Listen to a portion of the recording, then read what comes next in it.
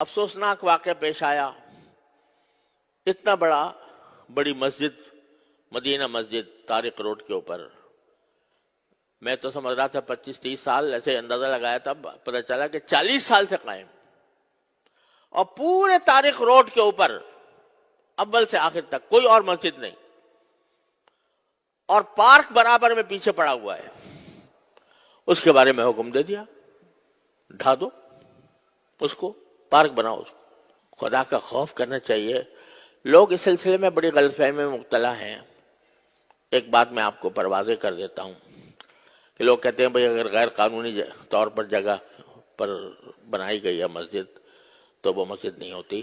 یہ صحیح بات ہے، لیکن اس کا مطلب یہ ہے کہ ایک تو اگر کسی کی زمین پر جہاں جائز قبضہ کر کے مسجد بنائی جائے گی وہ بالکل ناجائز ہے، حرام ہے وہ. اسی طرح اگر کسی سرکاری جگہ پر بنائی جائے گی تو بھی اصل بات یہ ہے کہ نہیں بنانی چاہیے.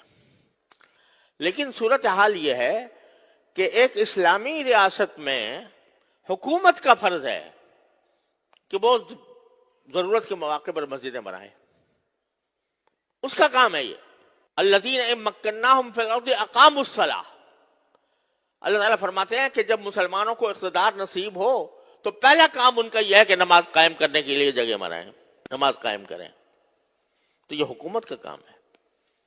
لیکن اگر حکومت پہلو تہی کر رہی ہے، آپ بتائیے، خود سوچ کے بتائیے کہ سارے ملک میں یا اپنے شہر کی بات کر لیجئے، کوئی ایک مسجد بتا دیں جو حکومت نے بنائی ہو، یعنی حکومت نے اپنے خرچے پر تعمیر کی ہو. مندر تعمیر کر لیا، وہاں گردوارہ تعمیر کر لیا سکھوں کے لیے، لیکن کوئی مسجد تعمیر کی ہو اپنے خرچ پر، کم از کم میرے علم میں نہیں. تو جب حکومت کوتاہی کر رہی ہے اپنے اس فریضے میں تو کیا مسجدوں سے خالی ہو جائیں شہر؟ اس صورت میں اگر مسلمان کسی ایسی جگہ پر جو کسی کی ملکیت نہیں ہے، سرکاری ہی صحیح، وہاں پر اگر وہ مسجد تعمیر کرتے ہیں یہ ان کا فریضہ ہے. اگر حکومت نہیں کر رہی تو مسلمانوں کا فریضہ ہے کہ مسجدیں بنائیں. اب اس جگہ کہیں دور دور تک پورے اس میں مسجد نہیں تھی، اور پھر بھی ایسا نہیں ہے کہ ویسے ہی قبضہ کر کے راتوں رات مسجد تعمیر کر دی گئی ہو. واقعہ یہ ہے کہ وہ اس کے لیے انہوں نے سوسائٹی کی اجازت لی، بلڈنگ کنٹرول اتھارٹی سے نقشہ پاس کرایا، اور اس کے بعد وہ مسجد بنی، اور 40 سال سے چلی آ رہی ہے.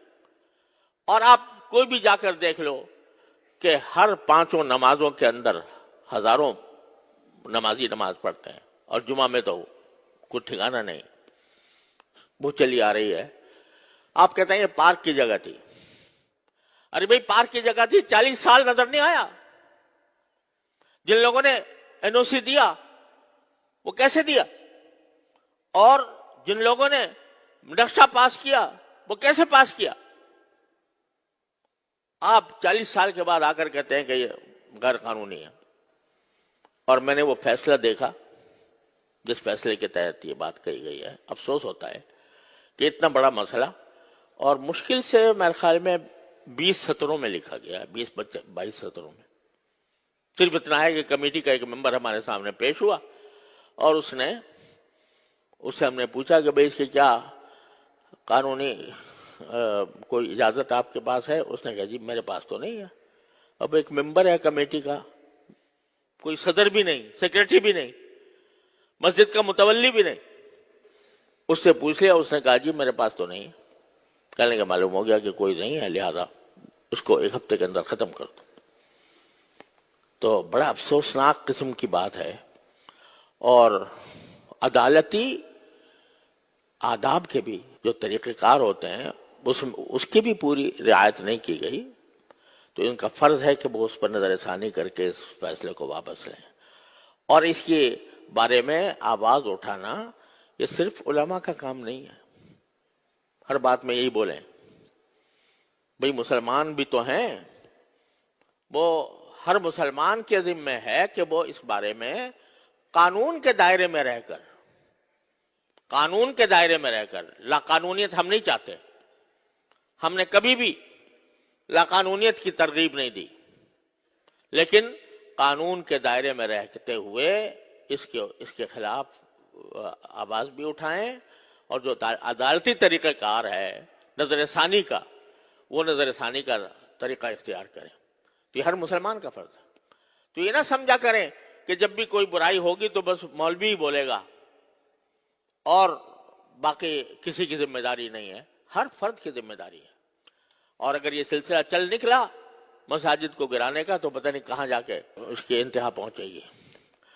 تو اس کو خیال کرنا چاہیے۔ اللہ تبارک و تعالیٰ اپنے فضل و کرم سے ہمیں اس امت کی جو اصل خاصیت ہے کہ امر بالمعروف اور نہی عن المنکر، شریعت کے دائرے میں رہ کر، اور الحمدللہ ہمارا قانون بھی اور آئین بھی کوئی اس کے تحفظ دیتا ہے، تو اس کے دائرے میں رہ کر اس کے بارے میں جتنا کسی مسلمان سے ہو سکے وہ کرنا چاہیے۔